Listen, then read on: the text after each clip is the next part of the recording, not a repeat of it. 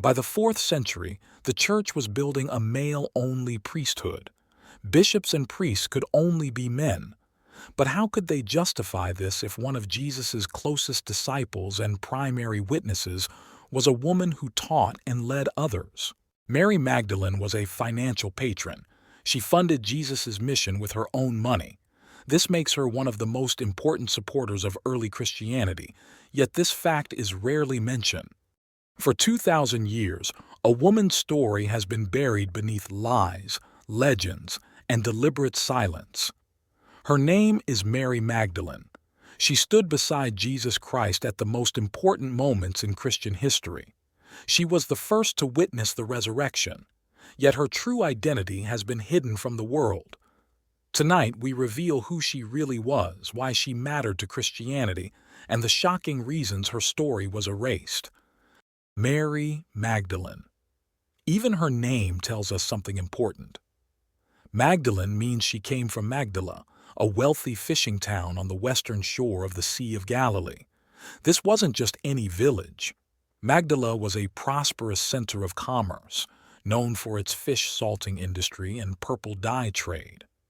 Archaeological evidence shows grand buildings, sophisticated mosaics, and a thriving community. So Mary wasn't a poor peasant woman. She came from a place of wealth and commerce. The fact that she's identified by her town rather than by a father or husband tells us something else. She was independent. In first-century Jewish society, women were typically identified through their relationships to men. But Mary Magdalene stood alone. After Jesus dies, Mary Magdalene follows to see where his body is laid. Early Sunday morning, while it's still dark, she returns to the tomb. And there, in that garden, she becomes the most important witness in all of Christianity. The tomb is empty. Mary Magdalene sees the risen Christ. In the Gospel of John, Jesus speaks her name, Mary. She recognizes him and cries out, Rabboni, which means, my teacher. Then Jesus gives her a command that changes everything. Go to my brothers and tell them. Mary Magdalene becomes the first person to announce the resurrection. She runs to tell the disciples, I have seen the Lord. The early church fathers gave her a title because of this moment, Apostola, Apostolorum, the apostle to the apostles. She brought the good news to those who would spread Christianity throughout the world. The hiding of Mary Magdalene began early and was deliberate. To understand why, we need to look at what was really happening in the early Christian community.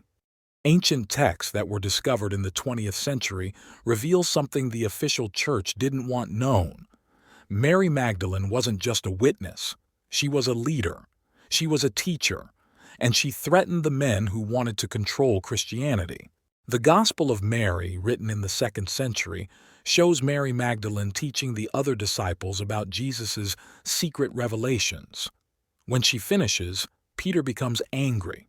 He asks, did Jesus really speak privately with a woman rather than openly to us? Are we supposed to listen to her? Another disciple, Levi, defends Mary. Peter, you have always been hot-tempered. If Jesus made her worthy, who are you to reject her? Jesus knew her very well. That's why he loved her more than us. This wasn't just a theological disagreement. This was a power struggle.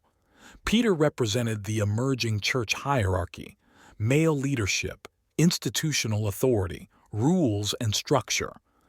Mary Magdalene represented a different vision, one where spiritual authority came from direct knowledge and understanding, where women could teach and lead. The Gospel of Philip describes Mary Magdalene as Jesus' companion and says he loved her more than all the other disciples. The other disciples were jealous and asked, why do you love her more than us? Mary Magdalene had a divine relationship with Jesus. She understood his teachings in ways others didn't, and this made her dangerous to those who wanted to control the narrative. The solution was to destroy Mary Magdalene's reputation and authority. In the year 591, Pope Gregory the Great gave a sermon that sealed her fate.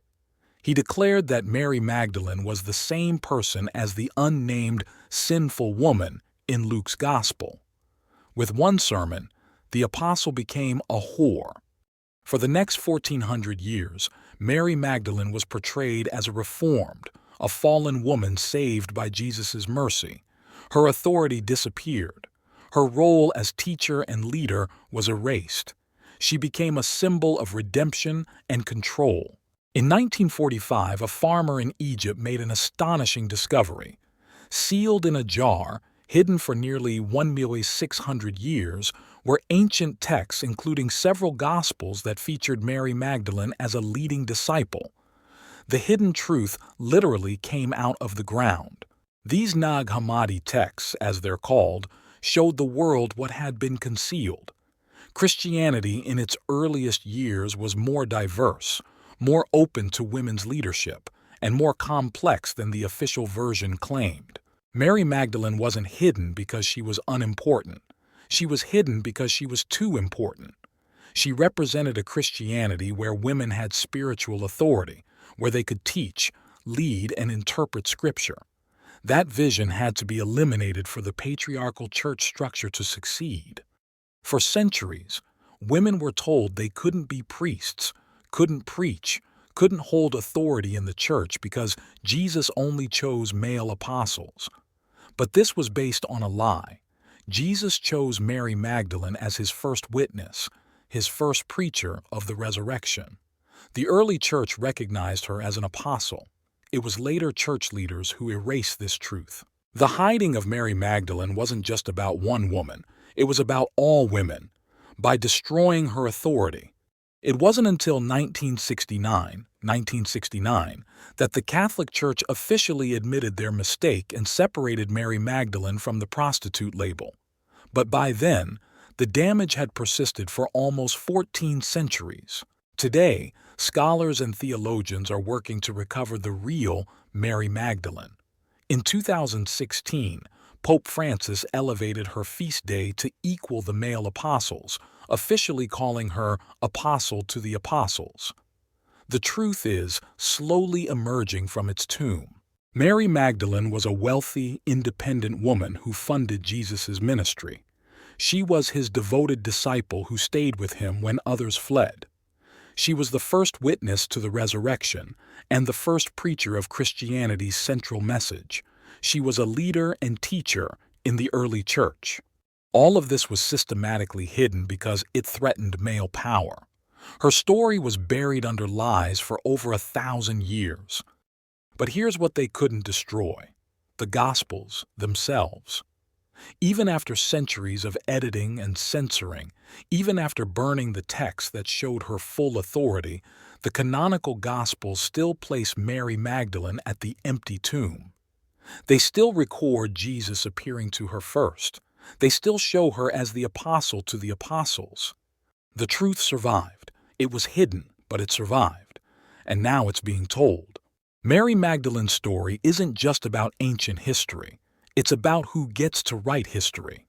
It's about whose voices are silenced and whose stories are erased. It's about power and control, and it's about the courage it takes to uncover uncomfortable truths. The woman they tried to hide is hidden no longer. Mary Magdalene, apost. I see many views, but I don't see you subscribe. Make me disheartening. Subscribe, make the channel visible, and it motivate me to show you the untold stories. Subscribe now, and thank you for watching.